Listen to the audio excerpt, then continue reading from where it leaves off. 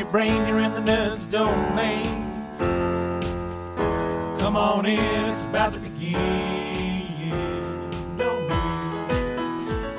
Hi everybody, and welcome back to the Nerds Domain podcast. This week we're doing a Whatcha Doin, because it's all about what we're doing that's geeky and fun. That would be Shirley, and I'm also here with Jesse and Johnny. Hi. So we'll start with books. Shirley, are you excited about books? You seem I am so excited about books. What have you been reading lately? Still reading Color World. Color World? Oh, and The Yellow King. I got Yellow King. The King in Yellow. Whatever. The King in Yellow. How's The King in Yellow? What is that? It's a compilation of several, either 5 to 7 short stories by, I want to say Harmon, but that's not Hammond's. Yeah, and it's a book from like the 1800s, right? Yes, it's a book from the 1800s, which is a precursor to Lovecraft's horror tales. Yeah. So he studied this book to write some of his stories. Right on. So those are the 2 books you've been reading lately? Yes. And right now I'm reading the first book in The King in Yellow called Return of Reputations or Redemption of Reputations, which we'll tie into when we get to that. So hold on. Which will tie into something that I will talk about later. Jesse. That is a book series I've been wanting to read. It is on my list of things to do. It's free on Amazon. Kindle. Oh, If really? you have a Kindle app, you can download it for free. Yeah. Yep. Like, I highly suggest it. It's public domain. Yeah, okay. I'll definitely get then. I'm currently reading So You Created a Wormhole, The Time Traveler's Guide to Time Travel. Nice. I like that. It's a comical book on all the paradoxes of time travel and how movies create really horrible after effects. Butcher it? Yeah. Yeah. Okay. And even when they don't butcher it, things like Back to the Future just create absolute horrendous universes. Yeah. And yeah, it's an interesting book. It almost sounds like it's a sequel to Hitchhiker's Guide to the Galaxy. It does kind of. It's kind of in the vein of that kind of comedy. Yeah. Anything else you're reading? Or are you reading about bees still? Nope. Not reading about bees. I'm saving money up to acquire Bees? bee I things. will buy your honey off of you. If I had $1 every time I heard that, You'd have I'd have 50 $1. cents. Math is hard. John, what about you? What have you been reading? I have not been reading much of anything, unfortunately. No audiobooks? No. Oh, wow. We're going to get to podcasts eventually, but like I said in the past, I'm at Critical Podmass. I listen to about 7 hours of podcasts a day in my 9 hours of work. So my schedule, like I tried to roll and put a new one in my list, and I couldn't fit it in this week, so I'll have to try next. And you're not even listening to our stuff anymore, are you? I've never really listened to the Cthulhu game. Okay. Unless it'd been a while since we played. But and I do listen to the Go Fund This. Okay. And I usually listen to the Whatcha Doin just to remember what I've already talked about. But You're not listening to the Gaming with Scott yet? oh no, listening to Gaming with Scott, but we're not talking about podcasts. So. Oh, that's true. I guess that's a good point. I shouldn't go on to I books. was like, I don't know what were you talking? Why are you like? So we're going to keep on books, and I'll talk about what I've been reading. I've been reading Hitler and the Rise and Fall of the Third Reich as study material for the Octon game. Makes sense. It is huge. This book is thick, but it is written very easily in a way that's very easy to read. But there's so much. I have yet to hit World War II, and I'm probably 7 chapters in. Like, I've read a lot. It's all really good. It's such good information about Hitler and what was going on beforehand, which strangely ties into some other stuff I've been doing lately, but it's been really solid. And then I read something else comic book-wise. Oh, I read all my free comic book day comics. Yeah, Free Comic Book Day happened since we last recorded. Yeah. That was good. That was pretty good. Yeah, we went to... I didn't realize that people cosplayed as much as they do. We went to the North Side Downtown Comics. Did you? And it was a lot heavy cosplay. Yeah, and they also did not let us pick up kids' books if we weren't kids, which I was very frustrated. Wow, about. that would be Because horrible. I'm the one that picked those. I like those. Plus, you may have had kids at home. Yeah, or my son wasn't with us that weekend. I couldn't get books for him. I was very disappointed. It was crazy. The one downtown was much better. Yeah, never gives that problem. And they also had a lot of cosplayers. There was they did? Yeah, there was it was Deadpool, Bishop, Superman, Batman, and it was the George Reeves and 66 Batman. Nice. Yeah, so there were a bunch of female characters as well. Harley, whose shorts were a little too short to be appropriate, but yeah. We had I'm not Beast, judging. a guy dressed up as Beast. Yeah. Like full fur really? and everything. Looked Nice. really good. Yeah. I could not imagine, because that was a warm day. Yeah. It wasn't hot, but it was warm. I couldn't be That was imagining really being warm in with all fur. that fur, yeah. Yeah, but it was good. It was also very, crowded. I forgot how small the North Side store is compared to the South Side, or the downtown store. Really? Which is also small. It's claustrophobic. Yeah, Wow. the thing is, you've taken me for the past, this would have been our 3rd year going, I think. You missed a year, but yeah, we've gone 3 years. And, we've never run into cosplayers before. Yeah, this year was a Ever. big deal. I don't know what happened. I don't know. I was surprised. So. I knew there were some people that did it last year. I just didn't pay attention, and I was in and out to get comics. Yeah. I wish I'd known. I would have asked, because there were a lot of good costumes this year. Yeah. So let's go into podcasts. Hey, Johnny, I hear you listen to some podcasts. I listen to a lot of freaking podcasts. There's this new one called Gaming with Scott. Yeah. And it's a Marvel superheroes game. Should just tear it apart. Go ahead. Well, I mean, Does he listen to this? Yeah. No, he doesn't. there are sound issues that Scott is working on. Scott is a cast member of our Call of Cthulhu game as well, and he's been on this podcast as well. And he's been on this podcast, so you probably heard the name. And he's working those out. The first couple were real quiet. I tried to listen in the car and couldn't do that, and just because of the noise of the outside coming through the window was not. So anyway, once he gets that settled in, and everybody gets in the groove of playing and remembers their character sheets, that will make the game run very much more smooth. But I think he's set up an interesting world and all that. It's real good. Yeah, and look for surprises, because I hear there are other Nerds Knowing members that may be on the podcast as a kind of a one-shot deal. Oh, really? Yeah, that's coming up. Fun. I'm looking forward to it. But we'll get to explore the world more too, because this is a weird Marvel world with Lex Luthor.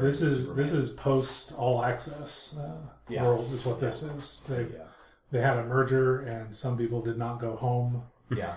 But it's technically a Marvel universe, but Lex Luthor is there, and a couple other people, so it should be interesting. What else are you listening to? Rolling down my list here.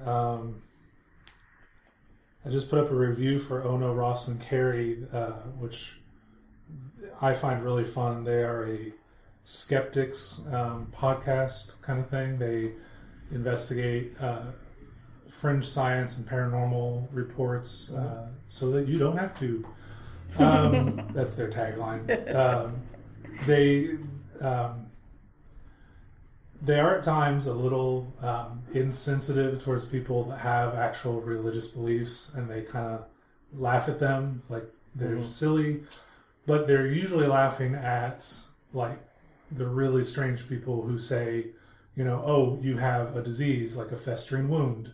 Don't take medicine. Don't go to a doctor. Just pray about it. Yeah. Whoa. And I'm like, there are people out there that say that kind of thing, and I'm like, no, but then but if you laugh at one religion, you kind of laugh at all. That bothers me, but they don't go too heavy into it. Okay. They also did they investigated the flex belt, which sends electricity directly into your ab muscles. Yeah. And claims to work your abs like doing 100 push-ups in an hour or 100 sit-ups in an hour, and it's ridiculous stuff like that. So it does actually work your abs like you're doing 100 push-ups, because it but doesn't do anything. Yeah. The belt claims sit-ups. It's actually more like push-ups, because the push-ups don't help your abs. You're right. Fair enough. So that's good stuff. They discovered something called laughter yoga, which purports to have physical benefits. I mean, you do a little bit of yoga, but it's mostly just sitting around and laughing and forcing yourself to laugh, which could have actual psychological benefits of improving your mood, but they claim it has physical benefits. So it's like they explore that kind of stuff.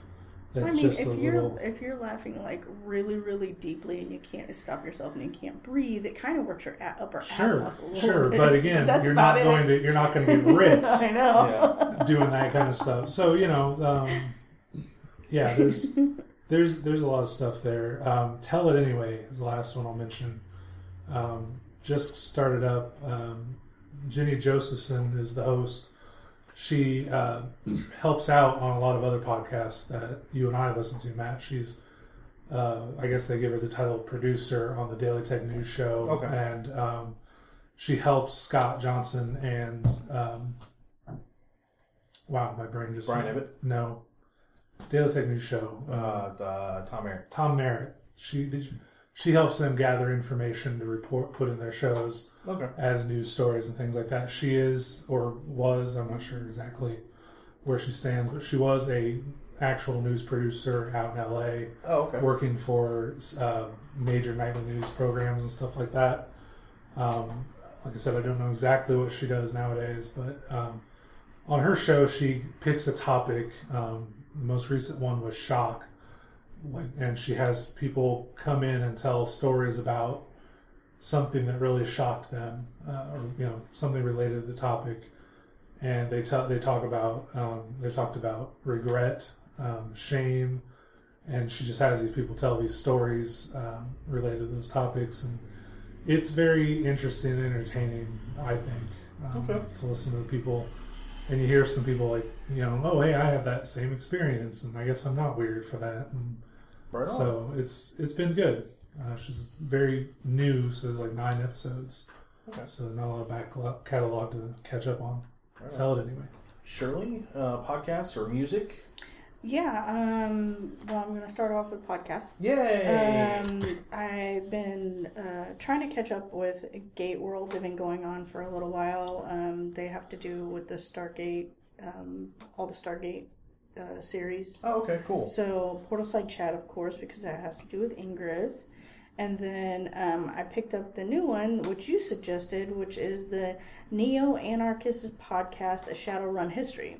And this guy is pretty amazing. He takes on a personality I love from that the Jesse sits Shadowrun up game. and I gotta go download that.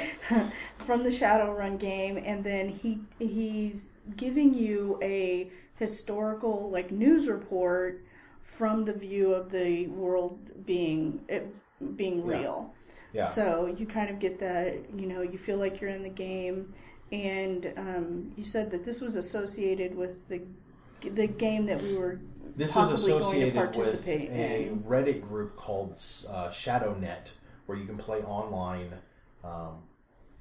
Shadowrun games, which I'll get into a little bit in gaming. Yeah. This was Neo what and who? Neo-Anarchist podcast. The Neo-Anarchist podcast, A Shadowrun History. And they've got, I want to say... It's by Opti, the guy's name that... The character that is doing the news reports, his name is Opti. Yeah, and he calls the listeners chummers and crows. And it's very deep in the concept and immersion of the game. I really, really like that. And you know what I just realized? Because we went and saw Mad Max again last night. Yeah. It's very Shadowrun-ish. Yeah, there are some Shadowrun aspects. Yeah. Yeah. That would be a fun game to run Shadowrun. Mad Max. Through from Seattle down southwest somewhere. Yeah. That'd be a good story. Yeah. Anyway. And so he does.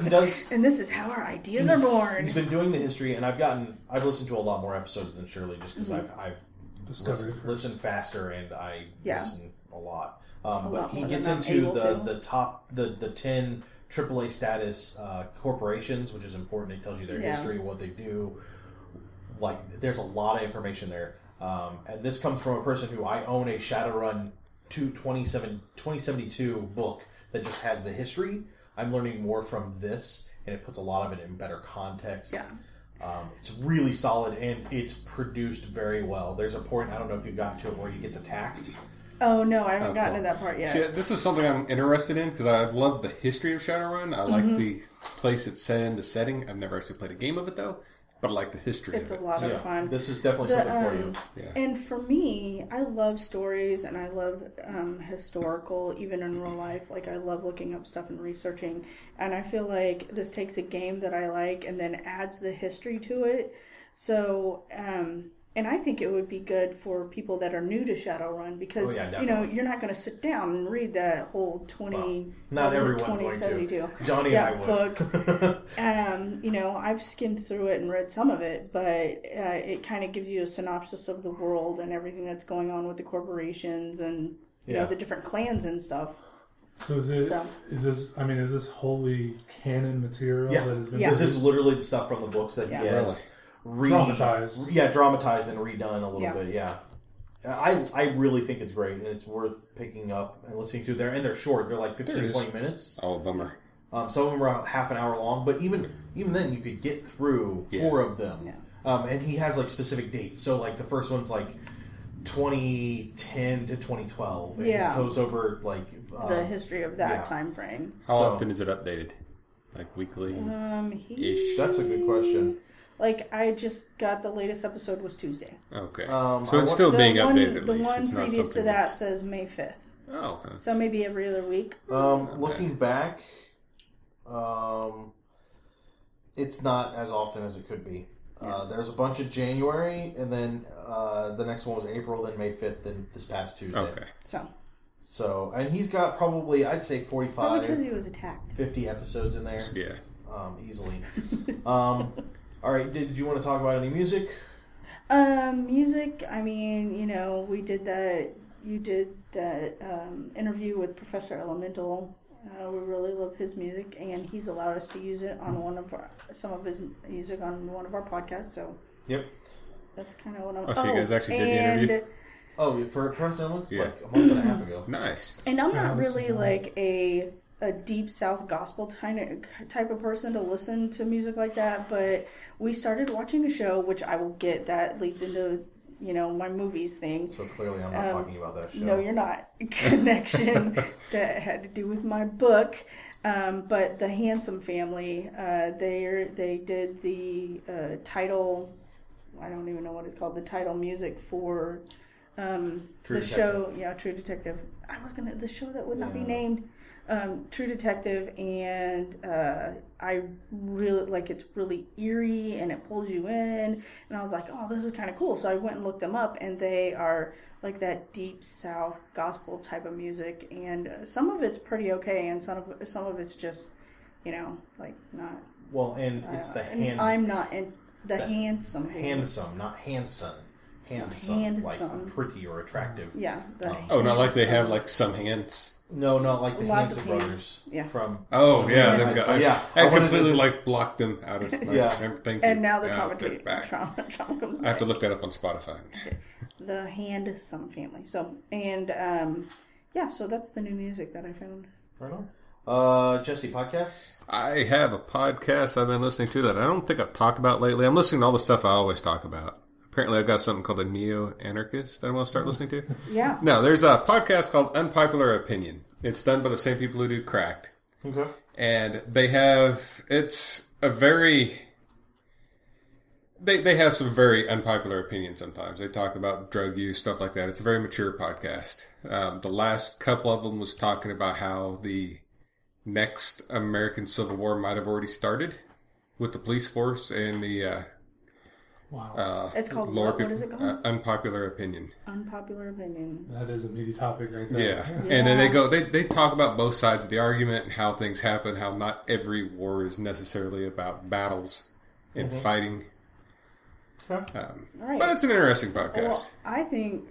And did they actually call it a revolution? They call it a civil war. Yeah, it is. Yeah. The episode is actually called... Let's not get too deep into that. Okay, sorry. What we're doing. Politics Is this war?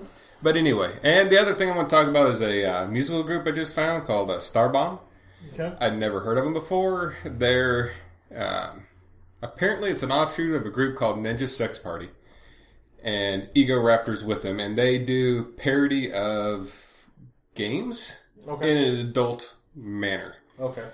And they're on Spotify. It's a great group. They have a YouTube channel.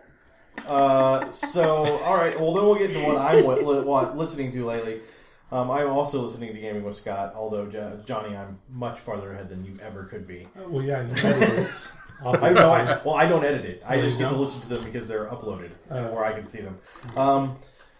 I've been listening to I've been listening to them as they come out. This is the only podcast that I currently do that with, a podcast called Rachel and Miles Explain the X-Men.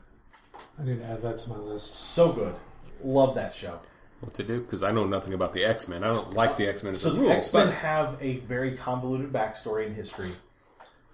Putting it lightly. That's like saying the Earth is kind of heavy. Yeah.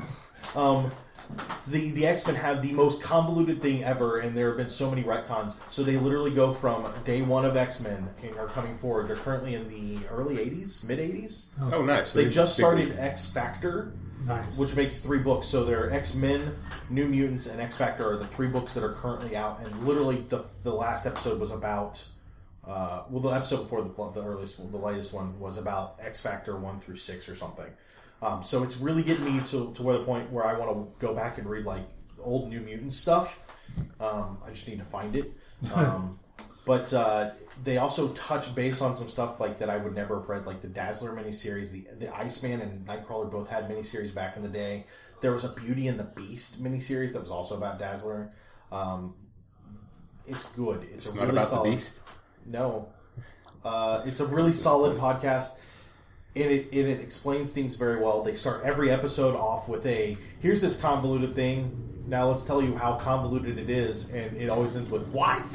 So, and they use the 90s X-Men intro music. Yeah. So what's the name of the podcast again? Rachel and Miles Explain the X-Men. That's with an X. Yes. Plain. Yes. Plain. I'm also listening to Good Job Brain because I'm really enjoying that. That's a good one. I'm back on Decoder Ring Theater. I'm now in the war, and he's working for the home team. Good. Blackjack Justice is good. I've been really enjoying those. I'm still way behind, but I'm catching up. And then I may have just slammed through about 15 hours of hardcore history all at once, very quickly. So that was a rough one, mostly because I started on Blueprints for Armageddon, which turns out to be the World War I story that he was going to go through, realizing about halfway through it that he was still releasing it, so I stopped listening to that and went back to listen to the previous one called Wrath of the Khans, which Genghis Khan, it's 6 episodes. Genghis Khan just died and I'm in episode 3. So we still have Kublai Khan and the rest of that. Wrath of the Khans is so in-depth, and I have a much greater feel for the Khans and the steppe people as a whole, and I really, really like it. Hardcore history comes out very irregularly, like once every 3 or 4 months, but they're like 2 to 4 hours long every time. So, and then the last one that I wanted to touch base on, I can't think of what it was, but I'm sure I'll see it here shortly. Nope. Not going to see it because I can't think of what it is. No, that was the 4 I wanted to touch base on, although you should all be listening to Lizard People, Dear Readers. It's our friend George and his 2 buddies talking about books for lizard people by lizard people. A lot more lizard people than you know. Oh, that's what I want to talk about, music. But I'll skip music for right now, and we'll go to Shirley with games. You've been playing the games. Not really. Not really? Not any Call of Cthulhu? Well, I mean, other than Call of Cthulhu and the stuff that we've been playing, we really haven't broken out any board games or anything like that. The only games that I'm playing on apps right now is Ingress, and then this game called it's not even a math game. Like, literally, it's a move some squares around a board to make up the number 2048. So that's the name of the game. No, 2048. So it pops up 2s and 4s, and it's this. Yeah, I'm totally addicted to it. It's like, what? I don't even know the size of the board. Swipe in a direction. 1, 2, 3, 4. It's a 4x4, 4x4 grid, and you swipe in each directions to get the numbers to add up to each other, and then you try to make it to the 2048 tile by getting all the numbers to compress. So it's surprisingly hard, but still fun. Time consuming to get to 2048. It's surprisingly hard, but All right, Jesse, any games? Yeah. I work at Walmart in the electronics department. So I see this thing called Disney Infinity a lot. Oh, did you buy Disney Infinity? I bought a Disney Infinity 2 for the Jesse, Vita I'm coming because it came over out to for the play with Vita. you I can bring it. It's on my handheld device. Matt won't let me get it. Well, I thought I was going to wait till it comes out on a handheld device because that's what I play on. Maybe I could load a character into it and then take it with me and play it here. No, you have to have the disc thing with you wherever you go. So I should have just got it for the home console because it doesn't port very well. That being said, it's a fun game. Stinks. So just The miniatures are action-adventure well stuff? done. Action adventure stuff. Yeah. Okay. You can 'Cause I wanna upload make it random maps of things to fight, so you can constantly fight things. They have play sets where you can go through the Avengers stuff and things like that. It's a fun game. I'm impressed with it. Like I said, the miniatures themselves are pretty nice. All right. It's a good one. Anything else? Puzzle and Dragons just recently came out as a cartridge for the 3DS. Puzzle and Dragons was an app I used to love to play until you get to a point where it's a freemium game. You have to start paying to get the right things. It's a match 3 Bejeweled kind of a game with a slight RPG twist. And this is a purely bought console version, so there is no in-app purchases so far. It's seeming perfectly fine. So you get all the stuff that Yep. you would have had to buy before. Exactly. Of course, it costs $30 on the outset, but that's why I can't get into things like Candy Crush and stuff, because Yeah. I know I can't control. Oh, that's only $1. Oh, it's It's real, That's it's another real easy $1. to quickly hit that $30 Yeah. you paid for your handheld game yeah. in the app. So I'm totally with you on that. I have that same hang up. Like, I just can't pay for in-app purchases Yeah. like that.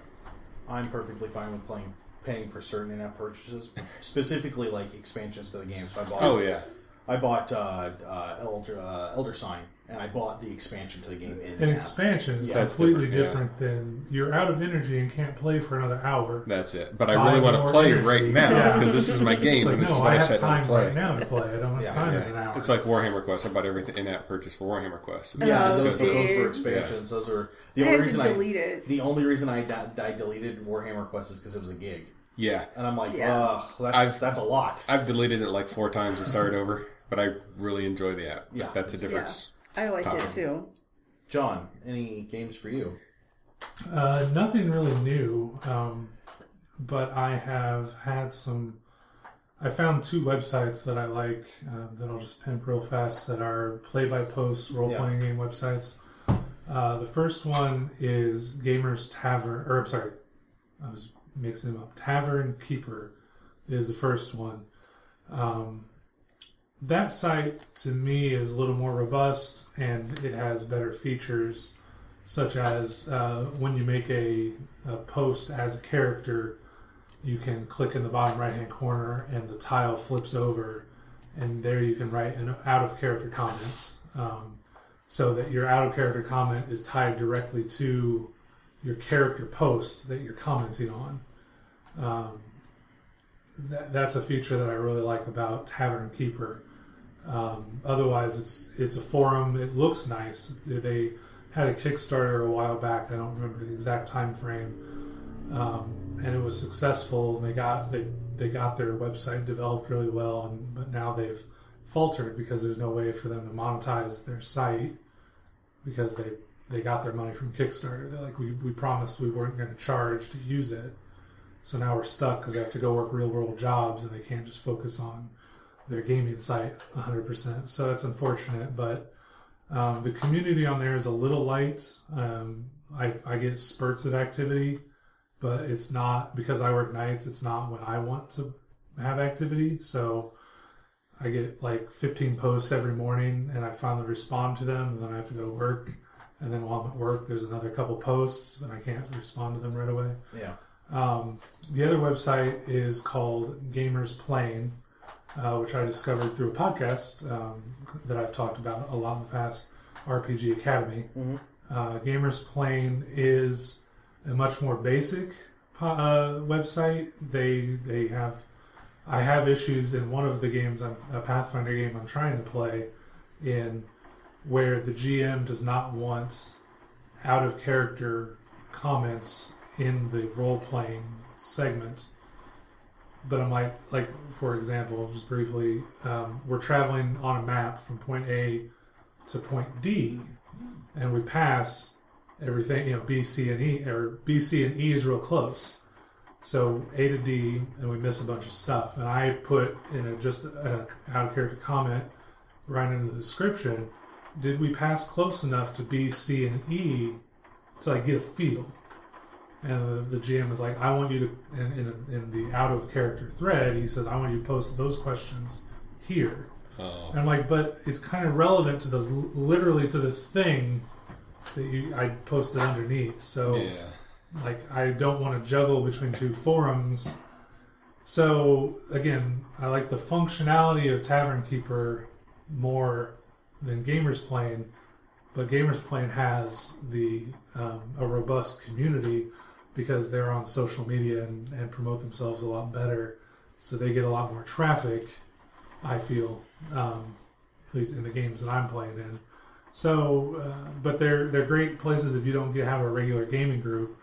I'm scratching that itch. I've got 2 Fate games, a Pathfinder game, possibly a World of Darkness game going.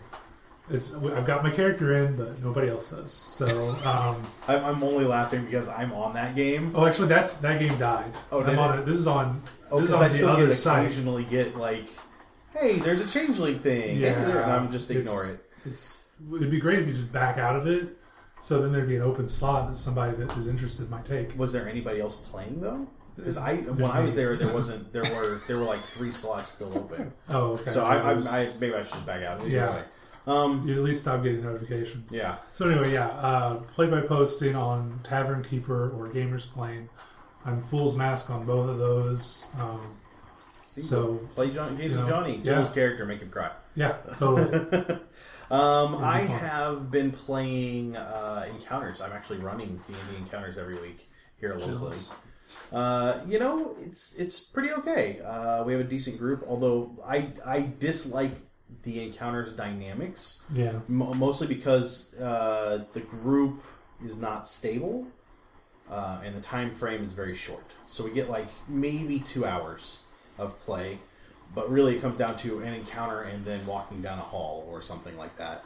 But the current encounter season is running through the Princes of the Apocalypse storyline, which they provide for free to everybody running encounters. It's also their current module. Takes you from 3 to 18th level. It's the new Temple of Elemental Evil. Oh, really? Yeah. It's a solid book. It's a solid adventure. It's got great art. It tells you more about what you're doing. It builds a world that you can play in.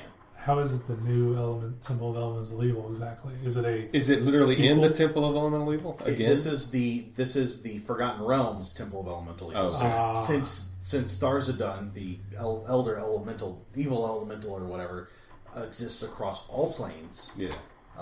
This is set specifically in Forgotten. You didn't know They're that? doing things like that again, where all the worlds can be connected. And That they did that back in 4th edition. in 4th edition, they broke everything off in their own spheres of influences with their own gods. That is incorrect. Is it? Lolth was in all universes. Yeah, if you read the novels, there's actually a storyline that connects across all of the worlds, and is phenomenal and has everything to do with Tharzadun.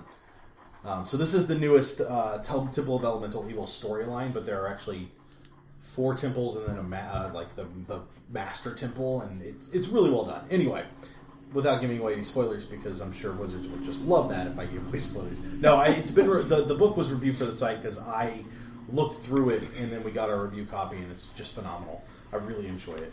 I also speaking of ShadowNet.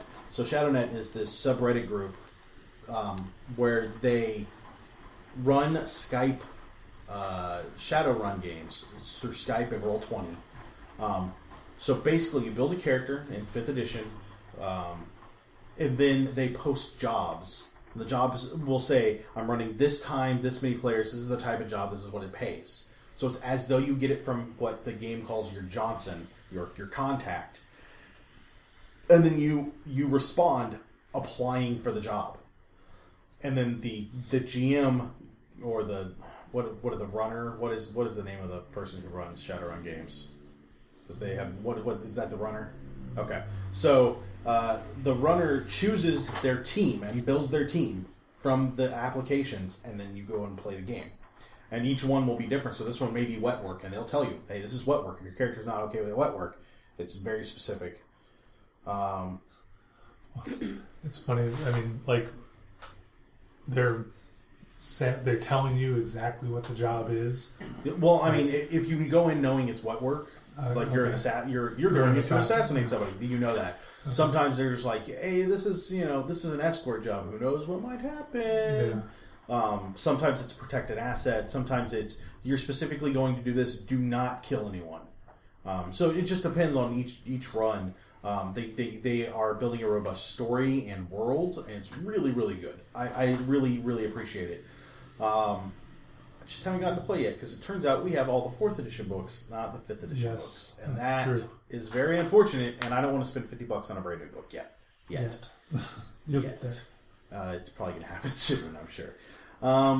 So those are the 2 things I've been playing that aren't apps. Shirley, why don't we start with you on apps? On apps? I said my app. Oh, Ingress in 2048. I really haven't been doing very much. I mean, still use Trello, It's pretty awesome. I've started using it more often because, like you said, it's a really good project management tool. And, just like my regular stuff, Spotify, Ingress, Google Hangouts, Facebook app. Yeah, nothing exciting and new. All right. John, any apps you're specifically using? Not me. I'm going to reference a review that I wrote. It'll go up on the site soon-ish. Or actually, it'll probably be out by the time this episode airs. Probably, yeah. Maybe. But anyway, my daughter discovered YouTube Kids, which is basically just YouTube filtered for children. It's actually not bad. It entertains her. There's all the cartoons and stuff, but I don't have to worry about what she's going to run into. She watches the Minecraft videos. She watches snippets of different cartoon shows. The big thing she's into right now, unfortunately, is unboxings. She loves and Lego builds. She loves to watch people take toys out of the box and play with them a little bit, and she loves to watch them build Lego sets. And so that's kind of the downside as well. We reminded her that her birthday is coming up in about 2 months, and so she's now started a list. And the first day it was 5 items, the second day it was 10, the third day it was 15. She's now got 3 pages of things that she's written. And when I say pages, I mean an 8.5 by 11 sheet of paper folded in half, written on both sides. Well, it just gives you options, right? It does. There are tons of options. Her grandmother offered her either a new bike or things from her list, and she chose things from her list. Because is a bike on the list? Because that would be awesome. No. That would make sense, yeah. No, but she has come to realize that more is better in her opinion when it comes to toys. So, well, that's not dangerous. She was given the option of one new bike or a bunch of toys, and she chose a bunch of toys.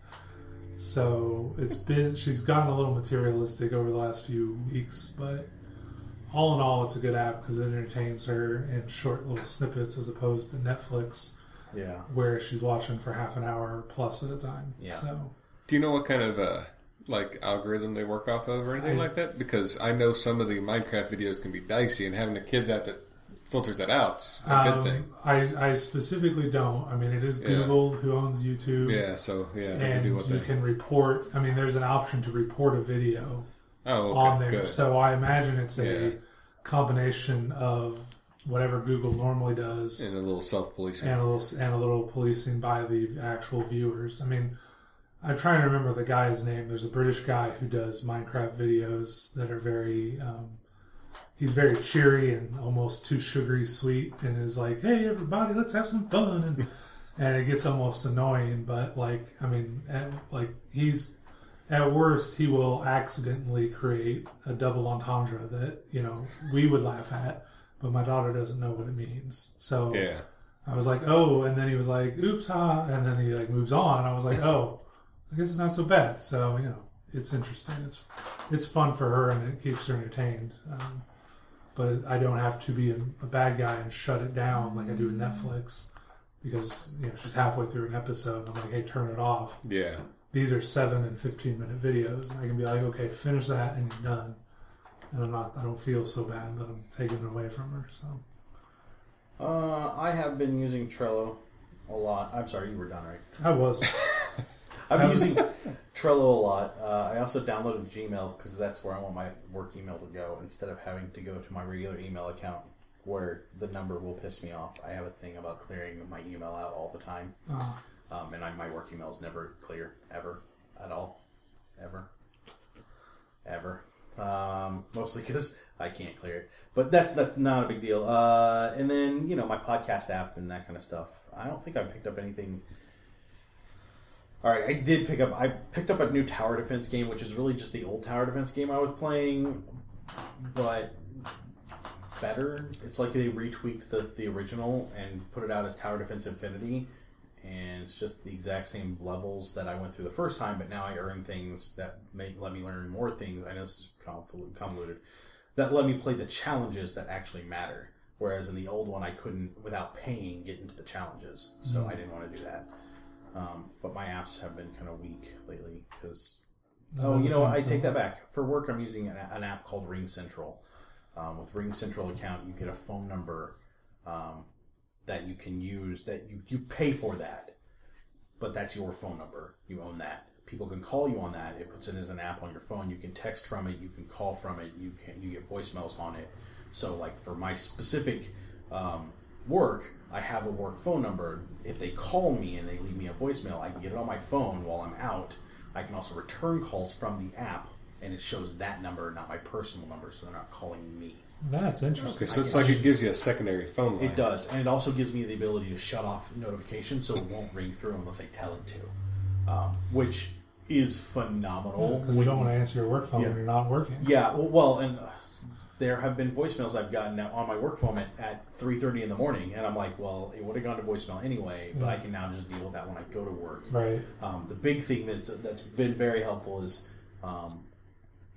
when I'm out doing showings for my new job, I can get the calls that I need to take and see them come in. So that's always very, very helpful. I mean, it sort of duplicates what Skype does. It does to a point, except it gives me a full-on number, which I would have to pay Skype for. And I'm not paying for any of this, my bosses. Right. So, yeah. Is it a monthly charge? I don't know. It also works with the internet phone we have, so it's a full phone, not connected to the computer in any way. Nice. So, just like I'm sure you have a phone at your job. Well, I don't, but in theory. Yeah. So it's just your normal, regular old business phone. It also rings right there as well. So, I like it a lot. Ring Central's pretty solid. Jesse, what do you got for apps? Been using the average Spotify, Podcast Addict, things like that. I have also imported... I found out the PlayStation Vita is open regioned, unlike the 3DS. So I'm starting to import some Japanese games over. And there's an app called Google Translate that will let you take a picture of something, and then it translates it for you. That being said, it's in very broken English because that's just the way it works. Yeah. But it's an actual way to translate things. It's a great app, especially if you ever plan on going over there, doing something serious other than just using it to play video games. Yeah. I gotta admit, it looks weird going out and taking a video game, taking a picture, hit the button, go to the next screen, text, take a picture. Yeah, but it works. Yeah, it's cool. Right on. Shirley, we'll start with you on movies and TV. What do you got? All right, so... This is what you've been waiting the whole time for. This is what I've been waiting for the whole time. So, lead up to this was me reading The King and Nello and the Handsome Family music. We just finished the first season of True Detective. And going in, the reason why we started listening to it was because of Cthulhu. You said that it was vaguely, possibly based on Cthulhu. Really? And I was like, oh, cool, let's go ahead and watch it. Because even though, now I can't think of the movie even though Dagon was like this horrible B-rated movie that probably wasn't acted very well. I really liked the story. And I love horror stories, so I was very intrigued by watching True Detective. It turned out to be fabulous. Woody Harrelson and Matthew McConaughey off the charts. I mean, it was amazing. It was very because it's through HBO. There were is it a there's TV sex in series? it. Yes. Yeah, it's eight episodes. Yeah, 8 episodes. It is Season 1. intense. There's sex in it, of course. It's an HBO series, which I didn't feel lent to the story very much. Yeah. It kind of told about one of the characters, but you knew that already. So I kind of felt like it really didn't need to be there. But other than that, I mean, the intrigue, the way they led the story, how it is told, the whole thing is just, it's phenomenal. And which led me to do research on True Detective, what it was about. And then that led me to The King in Yellow, which I didn't realize was connected to the Cthulhu game that George ran. Yeah. And led me to the book, so I'm starting to read that. Woody Harrelson and Matthew McConaughey are phenomenal. However, this is a one-time story. This is 8 episodes. Yeah. They're done with those 2 characters. Season 2 is going to focus on Colin Farrell, the tall guy, Vince Vaughn, and Rachel McAdams. Those are the main characters. It's a whole new story, different city, different everything, but it's still about the occulty aspects. Yeah, of so Southern. what I'm hoping is whoever created this, I don't know the writer or director or anything like that, took the King in Yellow book, and this is what I want to talk about, the King in Yellow book, and was like, okay, we're going to take aspects from this book and then turn it into the series. And the first story in The King in Yellow is Reputation Redemption, or Redemption Reputation, something along those lines. And I felt like as I'm reading the story, it very much matched up with, because, and no spoilers, one of the aspects of True Detective, the first season, is that by the end of it, somebody was redeemed. Yeah. So I'm just like, it kind of matches that. And it makes me it's very exciting. Matthew McConaughey is super, super intense in this. Very good. Oh my gosh. Woody Harrelson, same thing. Both these actors I would see as comedians. Yeah. This is some of the best drama acting I've seen ever. Like, I can't really downplay how well this is written, scripted. The arcs are great for each episode. The arc for the season is phenomenal. 8 episodes is all you need. Like, we got to the end of it, and I was like, all right, that. Whereas there are a lot of TV shows that you're like, you get to the end, and you're like, I want more, or well, that was disappointing. This one, you get done, you're like, well, that was the case. Case closed. We're done. Like, wow. yeah, and that's the thing crazy. is, they wrapped up everything very well. There wasn't, I mean, they could have taken the story on with different aspects, but you weren't left going, well, what about this, or what about this, or what about this? They wrapped everything up and really it takes well. place in 2 time periods. One in 1995 and one in, was it 95? Yeah, 95 and one in 2010, 12. Yeah. And the 95 sets up the story in 2012, and that's where it ends. So everything you're learning in 95, which is the beginning of the case, matters for 2012. And there's just, Matthew McConaughey plays this character that clearly has seen too much and has lost his sanity and has come back to be quote unquote sane again, but it still has an impact on what he does, on who he is and what he does. I would suggest it's a lot of flashback sequence. I would suggest if our listeners like Masks of Nyarlathotep, you should watch this in an instant. And if you're playing Masks of Nyarlathotep, you should watch this so that if you play a deranged character later, this will show you some of those clear strokes to make with the character concepts. It's just phenomenal. You mentioned both Netflix and HBO. Is it on Netflix? It's on HBO only. Okay. Yeah, HBO. Did I say Netflix? I think you did at one point. You had my hopes up. Oh, sorry. No, it's on HBO. It's only. We watched it on That's a shame. HBO Go. No, we actually logged into HBO. Do you not and have watched HBO it. at all? No. Do you have cable? Yes. You can offer Comcast $5 a month to get HBO. Yeah, that'd be for all of one show, though. The True Detective. Yeah. That'd be Game the of one I watch. Thrones. Game of Thrones. And I'm going to talk about that during the... Okay. There are a ton of good shows that HBO puts out and documentaries that are well worth the $5 a month. And maybe. Plus, you can watch True Detective in 1 month. That's $5 you just spent on one show, and it's more than worth that. And they have their entire back catalog. Yeah. Yeah. Well, now you can get HBO Go without having an HBO account, can't you? You have Yeah. HBO now, but it's HBO $15 a month. Yeah, but out of all those people are willing to pay that. Oh, that's fair. That's fair. Because It's Apple only. Yeah, No, I have for 3 iPad now. months. Yeah, for right now. Yeah, you should be fine Yeah. on your iPad. Johnny, Yeah. movies, TV. Oh, I'm sorry, Shirley. Do you have anything else? I apologize. No, because that's all that's in my head right now. We've been watching Daredevil. Oh yeah, we've been watching Which we're not Daredevil. done with. But So, Johnny, Which pairs greatly with my movies and TV. That's one last thing I have to talk about Yeah. because I was going to bring that up also, so I can talk about it during your The only segment. thing I watch anymore, it seems like, is superhero-related television shows. Because that's which all there's I- enough time for. Well, that is pretty much it. Yeah, there's so much of it that comic book related television shows are all I watch, and it's been awesome. And I'm really sad that most of them are on season breaks or whatever right now. The Flash was freaking amazing. I cannot wait for. It was. I couldn't get into that one. I tried You're hard. I don't like the hero, and I didn't necessarily. I don't know. There's something about that didn't click. I get know why. it, but I loved it. I Yeah. thought it was great. I mean, there's in the season finale, just like, I mean, I'm sad Tom Cavanaugh is not going to be a regular character on the show now, because in the last 6 episodes since the big reveal about him came out, I'll try not to spoil it, but there's a big secret about his character that gets revealed.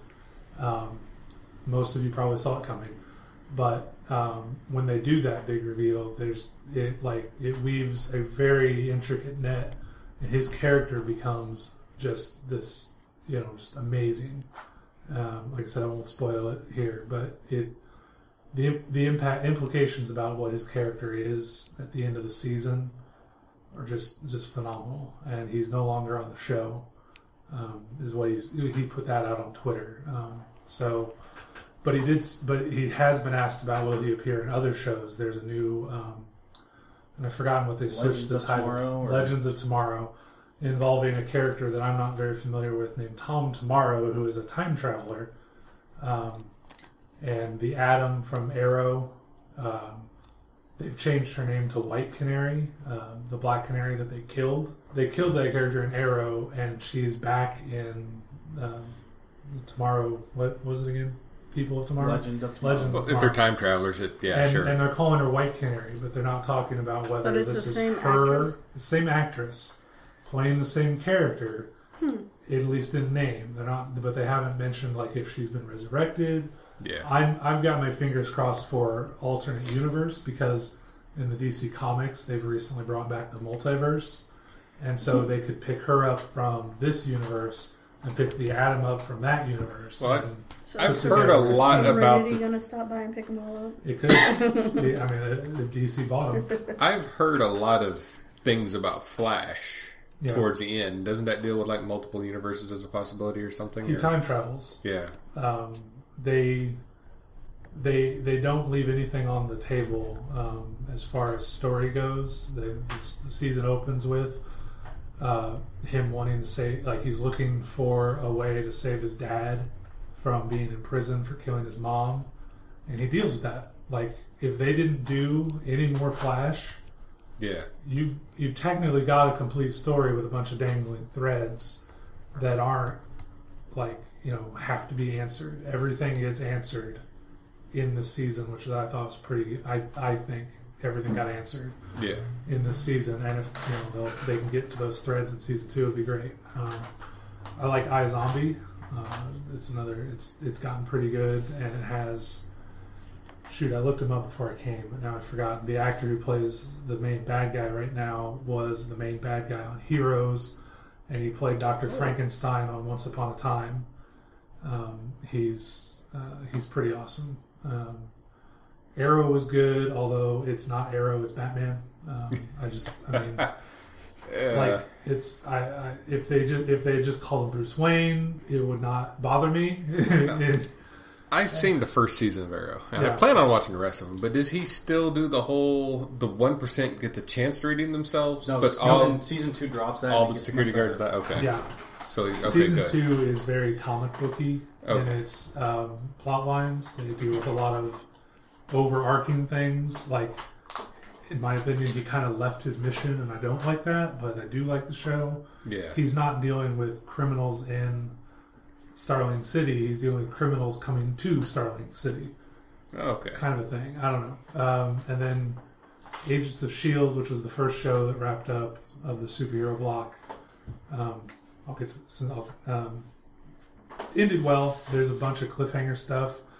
I'm a little sad because they were talking about doing a spin-off of Agents of S.H.I.E.L.D., and then it got canceled the week before the finale came on. And in the finale, they set up the spin-off. And basically, from what I've read, they were going to have Skye take on a superhero team, and she was going to mentor them and be her own show. And in the finale, Coulson hands her a file, and she's like, he goes, "You think you're ready for this?"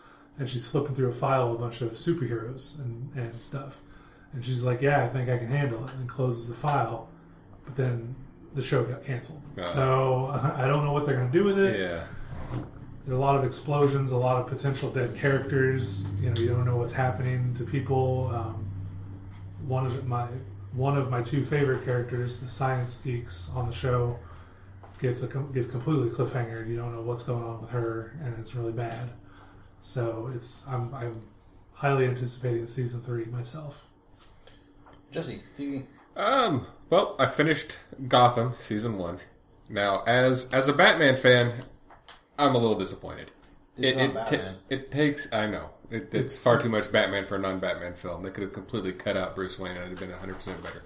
But it takes a lot of liberties with the storyline. It goes a lot of places I don't necessarily like. But I really like noir crime dramas, and it works as that 100%. It does. So I'm watching it for that element. But I think one of the big things that you have to remember going into Gotham is that we are playing with the DC multiverse now. yeah. And I think that's a big part of it. And every show that's on a different network are not in the same universe. However, Flash and Arrow, same network, same universe. And yeah, see, that's... You have to keep in mind we are getting Supergirl and Teen Titans, both on separate networks. Who's Teen Titans? TNT. Oh, yes. It's Dynamite, That now. I hear. Sorry. Is that that's tagline? something... It's been their tagline for a decade. Oh, okay. That's something else I don't like, though, about the Marvel ones, is I like it, not Marvel, it's all DC, isn't it, with the Flash and Arrow. Yeah. I really like the Flash. I could get into it. Not Flash, Arrow. I couldn't get into the Flash. But there's crossover elements that I feel as if I must watch episodes of Flash to find out what's going on in Arrow. No. And it's just like reading comics. You can't just read the comic like I want to read about the Green Arrow. I don't want to read about Flash. But I need to know when the Secretary's playing around with another hero. Well, I think what you're finding is that those two are the only ones that are going to cross over. Are You they? don't need to do any. Well, except for anything that ends up on the CW will cross over. Potentially. But then, like, all the Marvel stuff isn't doing that. Daredevil, Well, there's only one references- Marvel show. Yeah. There's two. Daredevil and Agents of S.H.I.E.L.D. Okay, but Yeah, and Daredevil does do a lot of referencing to things like the incident and stuff like that, and I really like that. Yeah. That's Daredevil is what else I was going to talk about. Daredevil's phenomenal. I don't like the hero at all. I don't understand it, but the story of this I like. I don't like him as a comic book character. Comic book character. The only part of Daredevil I know is what I've learned from Teenage Mutant Ninja Turtles, and that's very little. I guess, because I don't even get the reference. Teenage Mutant Ninja Turtles is a parody of Daredevil. The incident with the thing that takes his eyes is what spills the mutagen and makes them turtles. Yeah, they fight the foot now. instead of the hand. Right. Right. I would suggest looking into Frank Miller's Daredevil stuff. See, I need to because I do. This show's great. It's a little bit crime noir. Yeah, is it? Yeah. See, the show as a whole was hard for me to watch because I like both sides, and you know something's going to happen in Daredevil. I like Fisk as a character, 100%. Oh, yeah. I was backing him up 110%. Oh no, because he kills people. Like it's but that happens. I mean, Frank Underwood. He's Frank Underwood. You can't like him. He might say I stuff understand he where he's does- coming from. Okay. I but- could back him. He No. could have been a superhero, but he just went down a slightly different path. Yeah, no, They're the totally. same But coin. that's what makes a great But villain. I don't want to see something bad happen to either side, and that's what's going to No, happen. but- Is bad things happen to one of the two sides. Either the hero is going to lose, or the villain's going to lose. It's going to be one or the The other. villain's going to lose. And the villain's typically going to lose. Yeah, Alright. Yeah, Daredevil's great. Daredevil is great. I absolutely love it. Looking forward to the next I season. thought that Vincent D'Onofrio's take on the character veered way far away from the comics. Yeah, And at the first time he kind of broke down, I was like, "What is this?" But then he met the woman at the gallery. He started dating the woman at the gallery, and she kind of gave him a backbone. And so, man, Yeah. it really came around. it did. And And I'm all about that character as well. I'm as- looking as forward to well. Iron Fist now, and I All of have no idea what Iron Fist is, except for the fact that it deals with magic. Iron Fist is in iffy territory for me. Power Man is going to be great. Jessica Jones is going to be great. I know nothing of any of those, unfortunately. I mean, those- Daredevil, I watched a movie, and the movie was meh. Yeah, but the Jessica Jones and Power Man are still street level based heroes. Iron Fist gets into mysticism and has like I said, it could be great. I'm giving it its fair. I'm going to wait and watch it, but there's that whole the white man comes in and is a better ninja than people who have trained their whole yeah. lives to do this. Yeah. And the white man is the chosen one, and so depending on how they go, Yeah. I'm not saying it's good or bad. It kind of rubs me the wrong way to start, and so depending on how they run it in the show, it could totally redeem itself. It could. I just need them to actually do it, and so I could watch it, and then I'll make a judgment call. So, yeah, TV exciting. Alright. So I also watched the movie, Age of Ultron. I was slightly disappointed in it. I wasn't. It's not that it wasn't a bad movie. It's not in the top tier of Marvel movies. And Marvel movies are all great. I've liked everyone that's come out. I'd still but put it's- it in the top half. Would you? Yeah.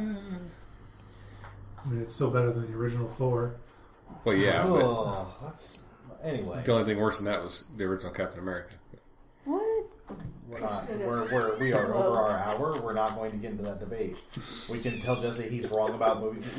Do you guys really take Jesse's opinion about movies? Ultron has lips. Why does he have That lips? is weird, but it's fine. Because he built his own lips.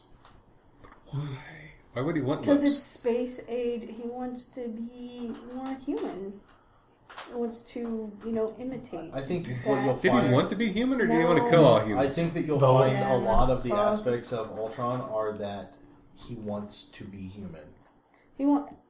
Yeah. Anyway, you know There's what? an acceptance How about- part of that. I get to talk about my movies and TV now. You know what? We need to do a psychology on Ultron. Like, have him lay on a couch and talk to him for a little bit. I think he's... Oh, no, wait a minute. That'd be a spoiler. Never mind. So, Go for it, Matt.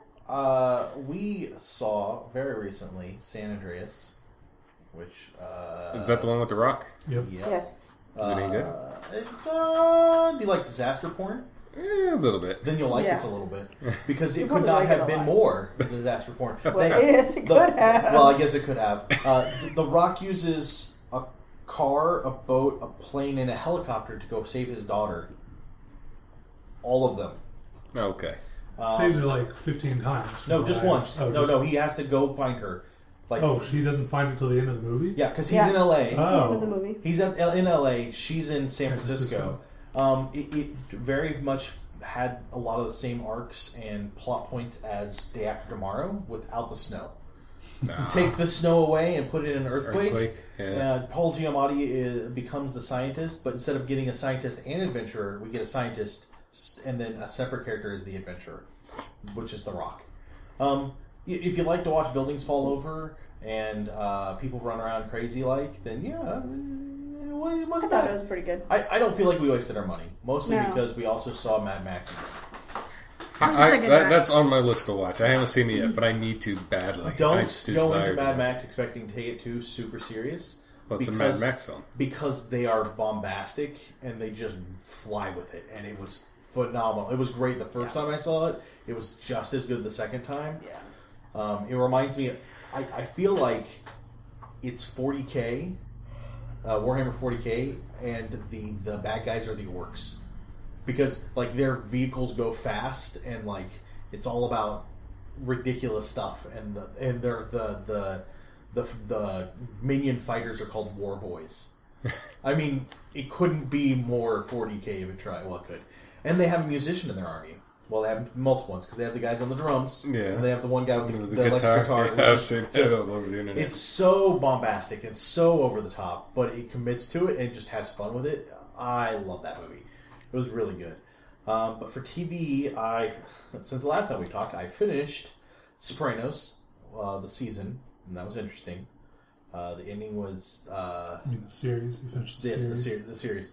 The ending was very abrupt and slightly off-putting, but not nearly as would it have been had I not known it was coming. It was so off-putting that he came and got me. He's like, "Watch this," and I haven't seen any of the shows. And it was off-putting for you, wasn't it? I was like,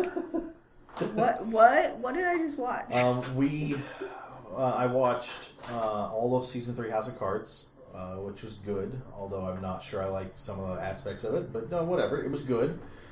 What else did I just go through? I'm watching Mad Men season 7 part 1, because season 7 part 2 isn't on Netflix yet. Because why would they break it up? It's only 7 episodes each. What else? And then I've been watching Hitler and the Nazis, which is a documentary on Netflix, which has been pretty good so far.